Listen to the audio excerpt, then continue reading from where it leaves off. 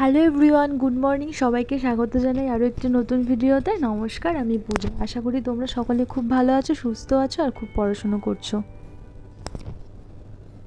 তো এখন বাজে সকাল 7টা। আজকে আমার ঘুম থেকে উঠতে একটু দেরি হয়ে গেছে, কারণ রাত্রেবেলা আমি দেরি করে ঘুমিয়েছি। তো আজকে হচ্ছে শনিবার। আমি ঠিক করেছি সপ্তাহের মধ্যে দুদিন, শনি রবি, দুদিন মগ দেবো, নাহলে যে কোনো এই দুটো দিনের মধ্যে যে কোনো একদিন মগ দেবো। তো দেখা যাক কী হয়। আসলে মানে যদি আগের দিনের থেকে নাম্বার কমে যায়, বাড়লে তো ভালো কথা, কিন্তু যদি কমে যায় তখন একটু মনটা খারাপ। টেস্ট দেওয়ার পর আমি কোশ্চেনগুলোকে অ্যানালাইজ করে নিয়েছি।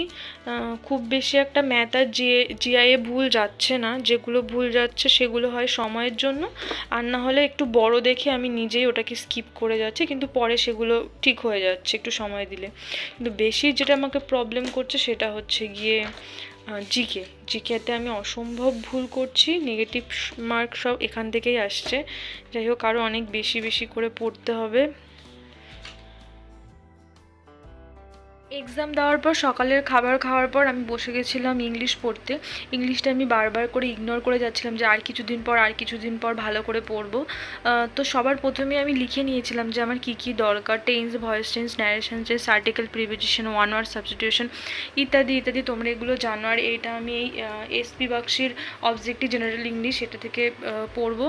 যে সাবজেক্টের প্রতি বরাবর আমার কোনো ভালোবাসা ছিল না, বরাবর ভেবেছি যে এর থেকে আমি কবে দূরে যাব, সেই সাবজেক্টটাকেই আজকে ভালো করে শুরু করব, মানে আজকে থেকে ভালোভাবে শুরু করব। তবে যেহেতু আমি টেট পড়তাম, তো সেখান থেকে voice change, narration change, synonym, antonym, এই ব্যাপারগুলো কিছু কিছু হয়েছে, কিছু কিছু জানি। তো এটাই।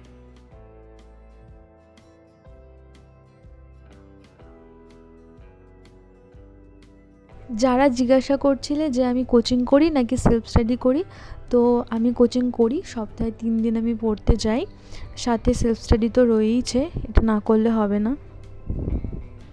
তো দুপুরবেলার খাওয়া দাওয়ার পর এখন চলে এসেছি আমি জিকে পড়তে।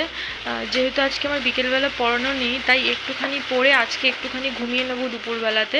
তো আজকে আমি এখন যে টপিকটা পড়বো সেটা হচ্ছে বিখ্যাত ব্যক্তিগণের আত্মজীবনী। এখানে যেগুলো না করা রয়েছে, মার্ক করা রয়েছে, সেগুলো আমার ভালোভাবে মুখস্থ, কিন্তু আর যেগুলো রয়েছে সেগুলো ভুলে যাই, আর এতটা হয়তো দরকারও হবে না, সেই কারণে ওইগুলো অত ভালো আমার মুখস্থ নেই। কিন্তু যেগুলো দাগানো সেগুলোই আমার বেশি ভালোভাবে মুখস্থ, আর বাকিগুলো অল্প অল্প মুখস্থ।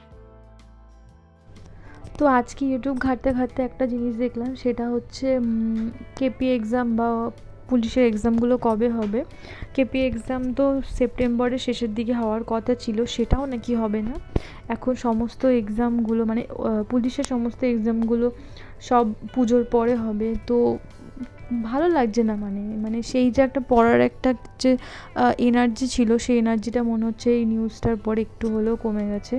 মানে প্রচুর দেরি এখনও। তবুও মনে হয় হালটা ছাড়া যাবে না, কারণ এখন যদি কোনোভাবে বসে যাই তাহলে আবার সেই পরে প্রথম থেকেই শুরু করতে হবে। যাই হোক, তোমরা সকলে খুব ভালো থাকো, সুস্থ থাকো, মন দিয়ে পড়াশোনা করো। আজকের ভিডিওটা এখানেই এড করছি। টাটা।